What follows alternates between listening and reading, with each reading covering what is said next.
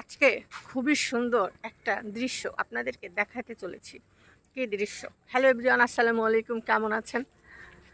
সেই দৃশ্যটা হলো, চলেন দেখাই। সেটা হইলো এই যে এখন মাছকে খাবার খেতে দেব। এদের প্যাকেটটা টান দাও। এখন এই মাছে আমার এই খাবারটা ধরে হয়, ওই প্যাকেটটা নষ্ট হয়ে নাম। ও নাম পড়বে না।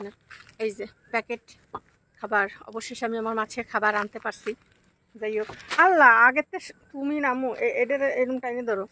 আম্মু এসে, আম্মু বোঝে না কিছু। দাঁড়ান গাইস, সেটা হইলো এই যে গাইস, ঝাঁটা নিয়ে কই যাই একটা প্রশ্ন।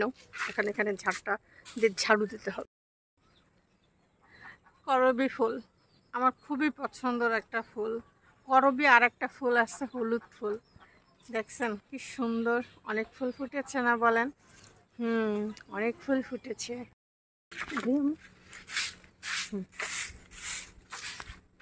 ওই জায়গায় ঝাড়ু দিয়ে ওই জায়গাটা ফেলে দিতে হবে ময়লা ফয়লা। ইয়াহু,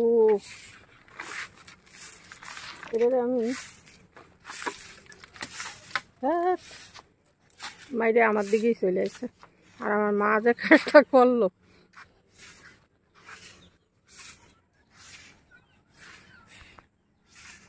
দেখা যাক কি করে মাছে। আম্মুটা খুলতেছে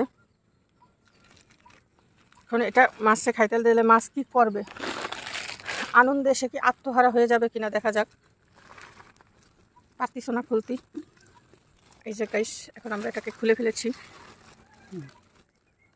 দাও, অল্প করে দাও, দেখি বেশি দিয়ে না, ওইদিক সরে যাচ্ছে। তাহলে দেখি এদিকে আসে কিনা আমরা। ভাই, এটার যে গন্ধ, দেখা যাক মাছ এগুলোকে খেতে আসে কিনা।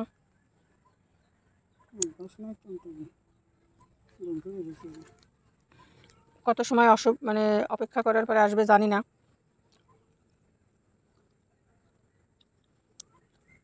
আরে কই মাছ তো খাবার দেওয়ার সাথে সাথেই দেখি চলে আসে, তারাও তো আসতেছে না। কাহিনী কি গাইস? গাইস কিনেছি 1 বছর হয়ে গেছে, তো 1 বছর না হইলেও প্রায় 1 মাস তো হইছেই, পড়ে গেল।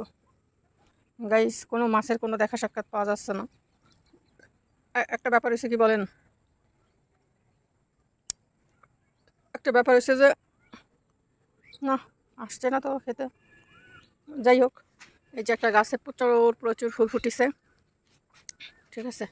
বিকেলে ছাদের এই দৃশ্যটা আমার কাছে মনে হয় কি, দেখেন বড় গাছে নতুন পাতা পাতা বের হয়েছে।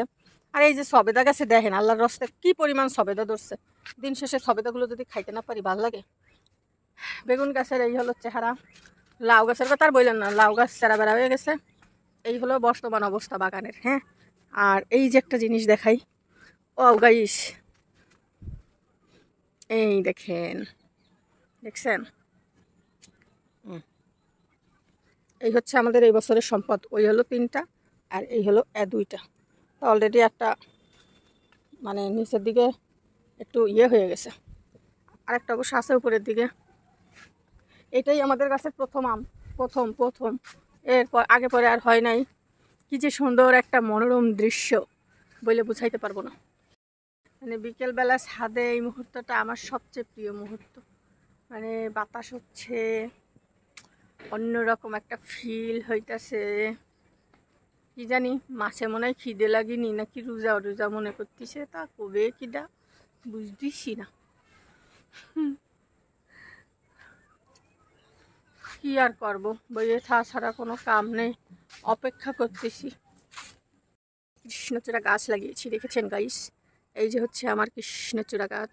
নিচের গাছগুলোতে অনেক ফুল ফুটছে। আর এই হলো পুকুর। মাছ খাইতে আসো। দেখছেন ঝুমকো জবা ফুল, পানি ছেড়ে দিয়েছি। এই পানির পাইলে অনেক সময় দেখি খাইতে আসে।